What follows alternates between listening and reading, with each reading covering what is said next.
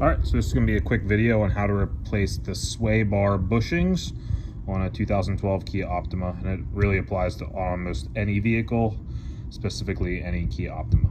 So let's take our tire off and take a look. Alright, tire's off. Now we're just looking over top here. This is your actual sway bar. This bar that's coming down and around and then connects to your sway bar links, okay? The part that we're looking to replace today is the actual sway bar bushing, which is this rubber piece that's inside this mounting bracket right here. The other side looks the exact same. So if you look in there, it's two bolt heads that are holding that bracket in there. See them both right there? That middle piece is the bushing. The reason that we're replacing that is that we're getting a lot of clunking whenever I brake or turn. And I know it's that because I've replaced everything else. So how do you replace it? Well, you got to jack up both front ends of the car. So if you get the front end of the car jacked up evenly on each side, it'll make your life a lot easier because it takes the tension off this sway bar. Take both tires off, and then what you're going to do is want to loosen these bolts back here that hold that sway bar linkage in, okay? All right, to get in there and access that, what I have is a deep well 12mm socket, and that's going to be the easiest thing. And you do have to loosen these entirely and take the whole bracket out, okay? Now I'm not going to make you watch the whole thing, but just to show you that break loose that one too.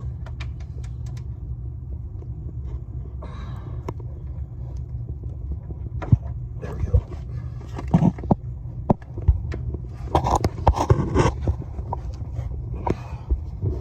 Alright, now she's broke loose. Alright, so you're going to have to take those bolts out completely, then I'll show you the next step.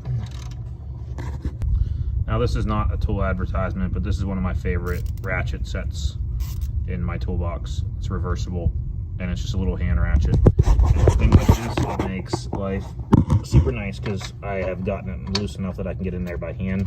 But just by grabbing the socket itself, I didn't have enough leverage. But with the nubs on this hand ratchet, super easy. All right, you can get this at Home Depot, by the way. Let's get all these all the way out, and then I'll show you an update, okay? That's one. All right, knocked my light down, that's okay.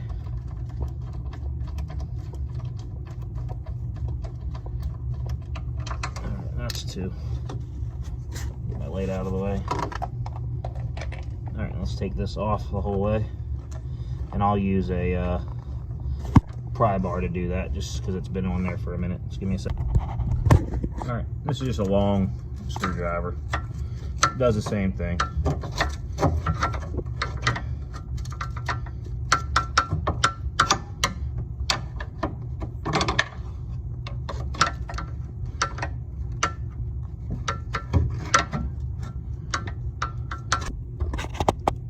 Alright, so I got the metal bracket off there just by prying it off slowly. Then the way you got to pry these off is pretty much the same way, and as you can see, mine's nice and hard and comes right off there just because it's been so worn. And these are supposed to be soft and malleable, and I can just tell you by touching this one that it's hard as a rock and not very malleable. So that's probably why it's been clunking like that. And you can see how it's worn down too. All right, let's look at the new one.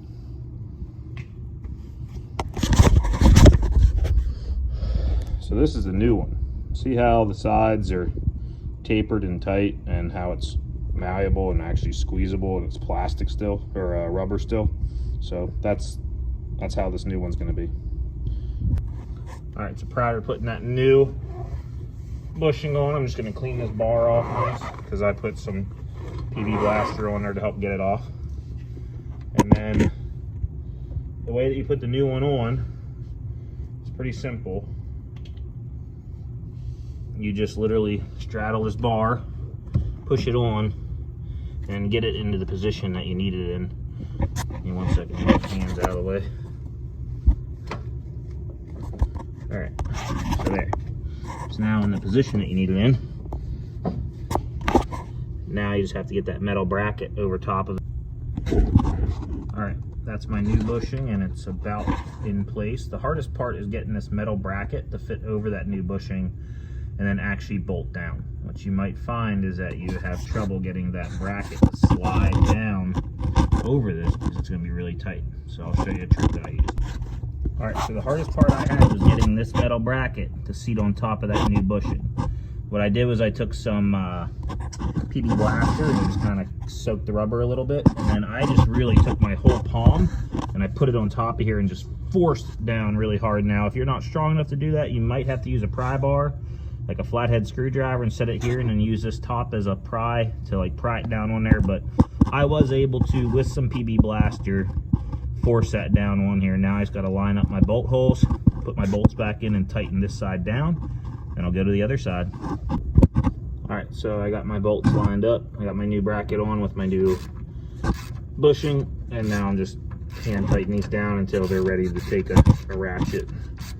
And again, I really do love this hand tightening tool. It has made my life easy in many tight spaces.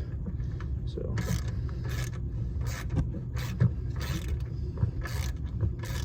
all right, I'll go ahead and show you the end whenever these are tightened. And make sure you don't tighten one side at a time. Make sure you tighten them both kind of in conjunction with each other. That way this equally squeezes this down in place. Just make sure these are nice and tight, so without stripping them. That one's nice and tight. Come back up here. And I always use 6-point ratchets just because, or 6-point sockets just because that's less likely to strip the head, but 12 points make it easier to get on it. Alright, that is how to replace one side bushing. Now let's go ahead and do the other one real quick. So on the other side, I have the tire off, and I've already got that bolt out because I was able to use the typical 12 deep wall socket. But this is a little tougher because there's that heat shield there. So what I was going to use was just this to break it loose, which is just a straight headed wrench. Get that on there just to break it loose, and then I'll show you how you can get in there with a regular socket. But once I'm on the nut, or once I'm on the bolt, this shouldn't give me any problems to break this loose like this, okay? All right, now that I have it broken loose a little bit, I'll get another turn on it with this, and then I'll feel safe to use a regular ratchet. And 12 points help here because you can get better odds of getting it on the bolt head. I'm using a 6-point, which does make it more difficult, so let me switch it over.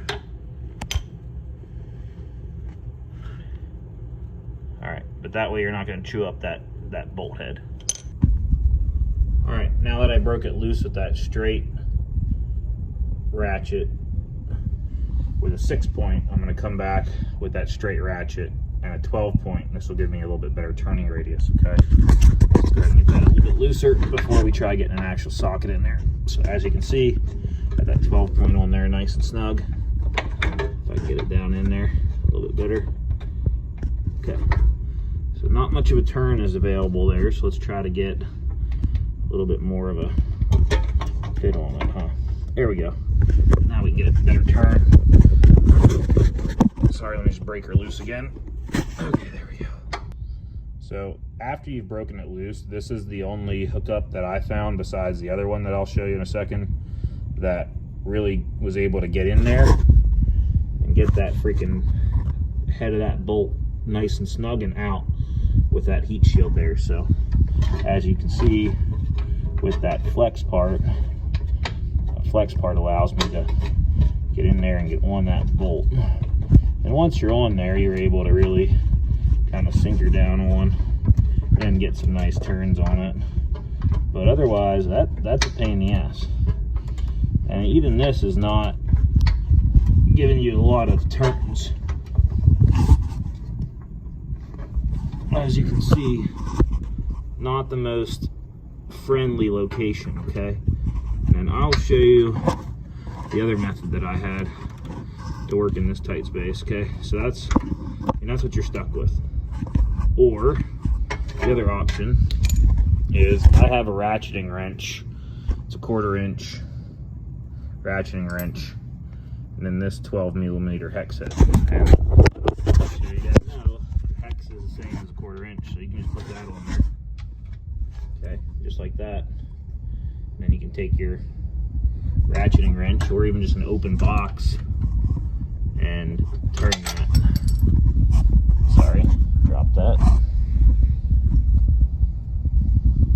Alright, this is hard to video, I'm sorry guys.